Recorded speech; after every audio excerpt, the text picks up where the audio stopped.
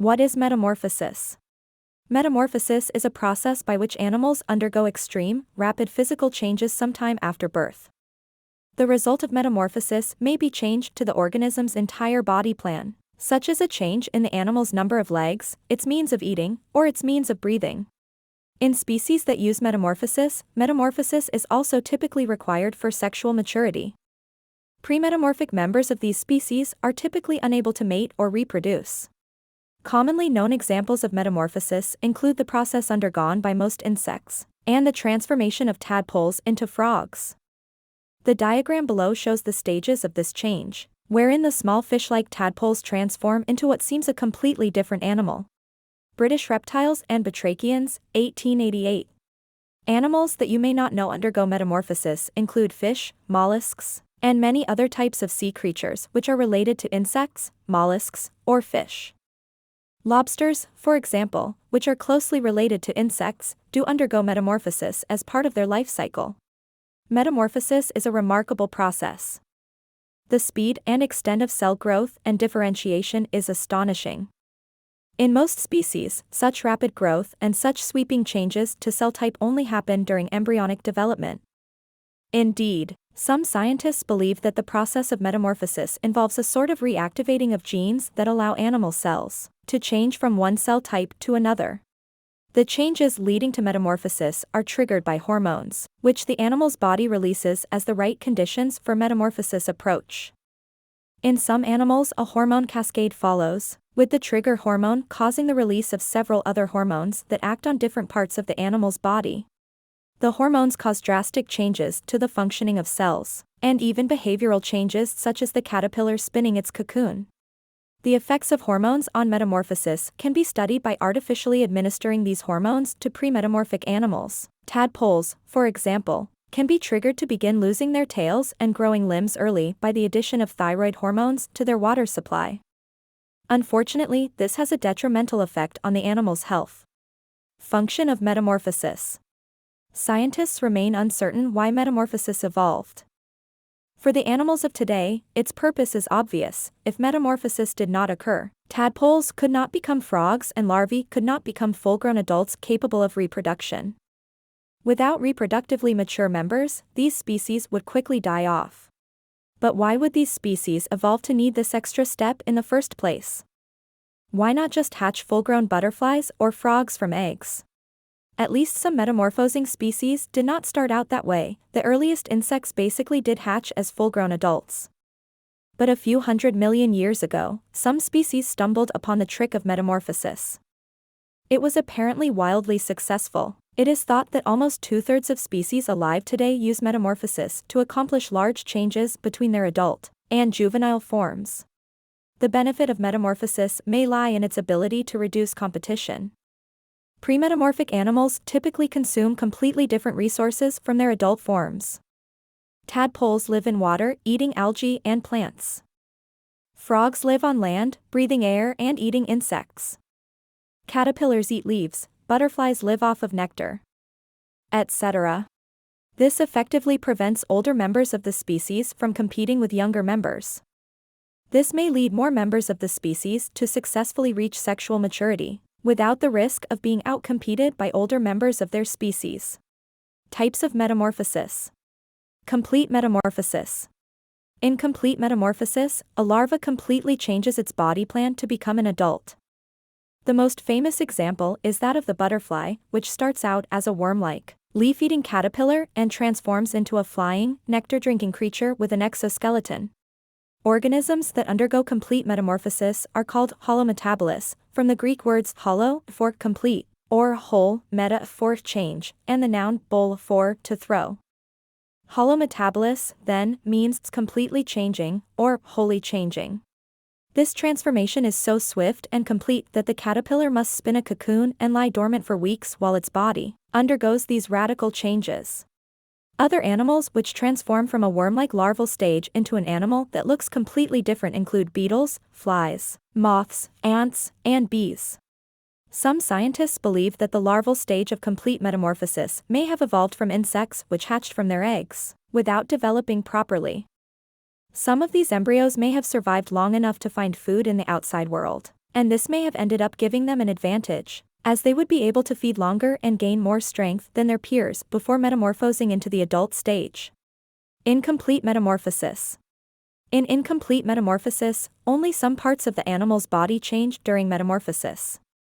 Animals that only partially change their bodies as they mature are called hemimetabolous, from the Greek words hemim for half, meta for change, and the verb bol for to throw. Hemimetabolous, then, is a word meaning half-changing. Cockroaches, grasshoppers, and dragonflies, for example, hatch from eggs looking a lot like their adult selves. They do acquire wings and functioning reproductive organs as they grow, but they do not completely remake their bodies like their completely metamorphosing cousins do. Examples of metamorphosis. Butterflies. Many of us may have witnessed the process of metamorphosis firsthand by raising caterpillars into butterflies in school. The idea of a worm-like caterpillar wrapping itself in a cocoon for weeks and then emerging as a beautiful butterfly is certainly strange. But the obvious changes of appearance, such as the growth of wings, don't do justice to just how strange this process is. In the cocoon, caterpillars don't simply gain legs, wings, and an exoskeleton. They also grow new eyes, lose their leaf-eating mouthparts and replace them with nectar-sucking proboscises, and gain mature reproductive organs. To accomplish this drastic change, a metamorphosing caterpillar basically digests itself. A great deal of energy and raw materials are required to turn a caterpillar into a butterfly. So to make it possible, caterpillars release enzymes that dissolve most of their bodies. Indeed, the hard shell of the cocoon is required not just to protect the metamorphosing insect from attack, it is required to keep its liquefying body bound together, lest it ooze away. Not all of the caterpillar's cells are dissolved by these enzymes. Special tissues called imaginal discs survive, and they use the soup that used to be the rest of the caterpillar's body for nutrition.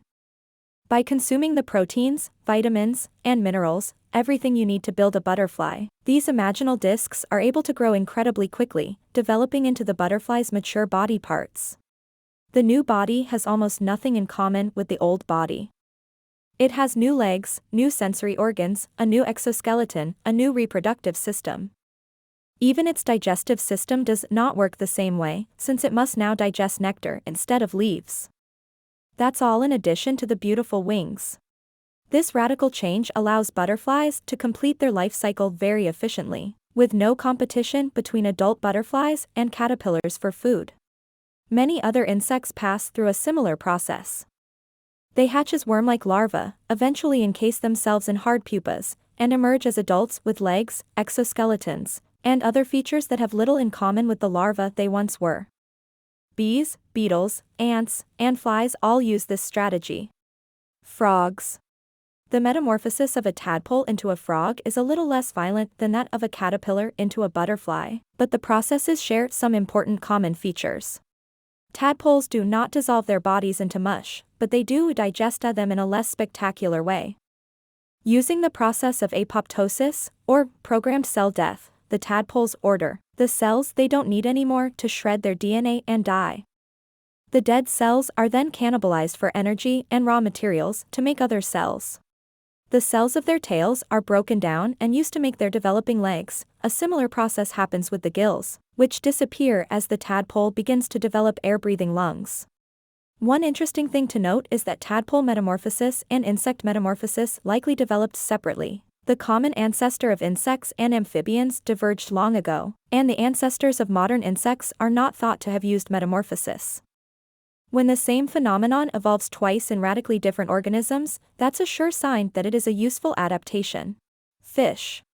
Some species of fish undergo metamorphoses similar to those of the tadpole. Though those changes are not so dramatic, they can result in changes in the fish's food source, its body plan, and where it's able to live. Just like the more drastic forms of evolution, this may function to prevent adults from competing with juveniles for food. The salmon, for example, is a freshwater fish in its juvenile form. After undergoing a partial metamorphosis, it becomes a saltwater fish. When thinking about this process, it is important to keep in mind that all organisms must regulate their salt/water balance. This is why humans can't drink seawater without dying. The salt would overwhelm our cellular chemistry, and our cells would not function properly. In just the same way, freshwater fish typically cannot live in saltwater. To become saltwater fish, then, salmon must develop new organs and cellular mechanisms to cope with the saltwater. That's why salmon must perform their annual migration upstream. Adult salmon live in the ocean, but their eggs must hatch in fresh water in order for the juveniles to survive. That means that adult salmon must leave their homes in the ocean for freshwater rivers, and swim as far upstream as possible before laying their eggs. Flounders, bizarrely, undergo a metamorphosis in which one of their eyes and nostrils move from one side of the head to the other. As juveniles, flounder look much like most fish. They swim vertical relative to the current, with one eye and one nostril on each side of their blade-like body. This body type allows them to swim fast like most other species of fish. But in adulthood, flounder are flat fish which camouflage themselves by swimming on their bellies, pressed against the seabed. To accomplish this lifestyle change, juvenile flounder essentially flip over on their sides and make one side of their body into their belly. Through cellular changes, the eye and nostril from the belly side actually migrate to join the other eye and nostril on what is now the top side of the fish. Evolution sure has some creative ways of doing things.